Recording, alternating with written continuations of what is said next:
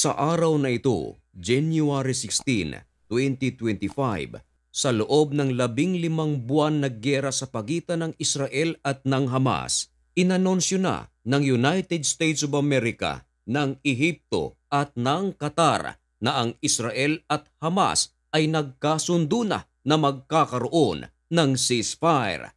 Kailan ito magiging effective at may matinding mensahe ang Hamas sa Iran? Tumawag ang Hamas sa Iran bago magkasundo ang Israel at Hamas na magkakaroon ng ceasefire. Ano ang napagkasunduan? Yan ang ating pag-uusapan sa videong ito.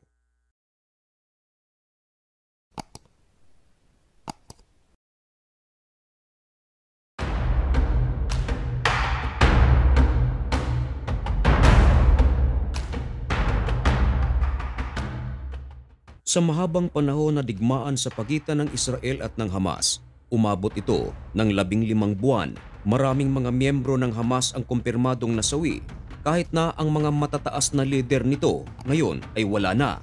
Meron ding mga sundalo ng Israel ang kumpirmadong nasawi at hindi rin maikakaila na marami ding mga sibilyan sa Gaza ang nadamay, mga babae, kabataan, matatanda. Maraming pagkakataon na isinusulong ang permanenteng ceasefire sa pagitan ng Israel at ng Hamas. Merong mga na-approve pero temporary. Pagkatapos maubos ang palugit ng kanilang ceasefire, nagsimula na naman ang bakbakan.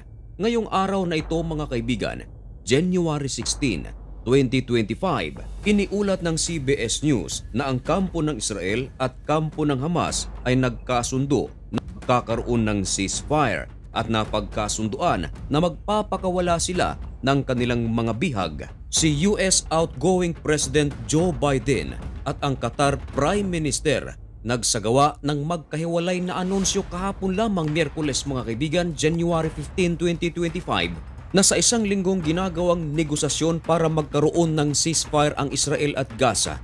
Dinaluhan ito ng Qatar, USA at ng Ehipto. Kahapon lamang ay natuldukan. At ngayong araw na ito, formal ito na inanunsyo. Nagbunyi ang maraming mga Palestino na sa mahabang panahon sila ay muling makakabalik sa kanilang tahanan. Yan ay kung meron pa silang tahanan. At kung sila ay walang tahanan, ay makakabalik sila sa kanilang lupain kung saan dating nakatirik ang kanilang tinutulugan. Ayon sa ulat ng Associated Press or AP, nagkasundo ang panig ng Israel at Hamas na magiging effective ang ceasefire sa Gaza ngayong darating na January 19, 2025. Pumayag ang pamunuan ng Hamas sa hinihingi ng Israel na sa loob ng 45 days kinakailangang pakawalan ng Hamas ang 33 na mga hostage na kanilang hawak. Ganito rin ang demand ng outgoing President ng Amerika na si Joe Biden sapagat sa kasalukuyan ay merong Amerikano na bihag ang Hamas. Samantala, pumayag din naman ang Israel sa demand ng Hamas. Magpapakawala raw ang Israel ng mga prisoners of wars kapalit ng mga hostage na hawak ng Hamas. Sa kabilang dako mga kaibigan, bago magkasundo ang Israel at Hamas, kinagabihan nito, tumawag ang pamunuan ng Hamas sa Iran at nagpasalamat ang Hamas sa mga tulong na ibinibigay ng Iran.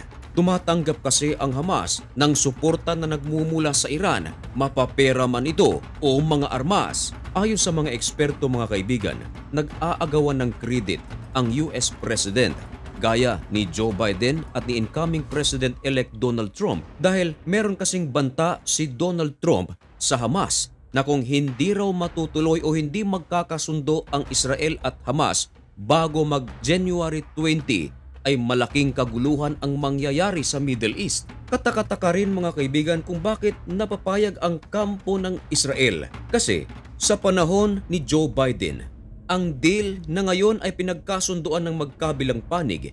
Yun din ang deal noong hindi pa paalis sa pwesto si Biden. Hindi pumayag noon ang Israel.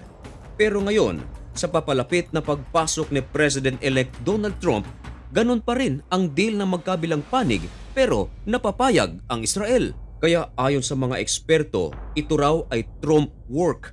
Pero nilinaw ni Benjamin Netanyahu na kahit na inanunsyo ng United States of America, ng Qatar at ng Ehipto na nagkasundo ang Israel at Hamas, ang lahat ng mga deal ayon kay Benjamin Netanyahu ay sorted pa.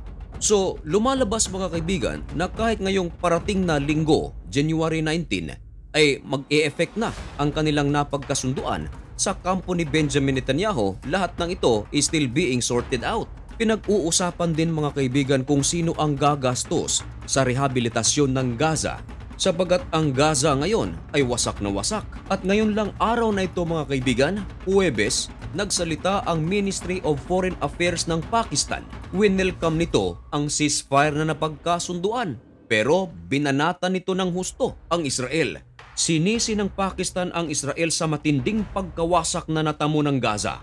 Dagdag pa ng Pakistani Foreign Minister na sa maraming mga Palestinong sibilyan na nasawi, wala daw ibang may kasalanan nito kundi ang Israel. Naniniwala ba kayo mga kaibigan sa sinasabi ng Pakistan Foreign Minister? Pero umaasa ang Pakistan Foreign Minister na sana ang ceasefire na napagkasunduan ng Israel at ng Hamas ay permanente na. At huwag daw itigil ang humanitarian assistance dahil ngayon mag-uumpisa palang bumangon ang mga Palestino. Maging ang Japan at South Korea nagpahayag din ng kanilang tuwa sa napagkasunduan ng Israel at ng Hamas. Masayang nagsalita ang South Korean Foreign Minister. Ayon sa kanya, makakalabas na raw mga hostage na hawak ng Hamas at makakapiling na nila ang kanilang mga mahal sa buhay. Ayon naman sa Japanese Chief Cabinet Secretary na si Yoshimasa Hayashi, sana raw ay maging seryoso ang Hamas sa kanilang deal sa Israel. Samantala, ipinaliwanag ni Benjamin Netanyahu na sa deal na ito, pumapayag na ang kampo ng Israel na ang hundreds of thousands na mga Palestino na nasa mga evacuation center sa Gaza ay makakabalik na sa kanilang mga lupain.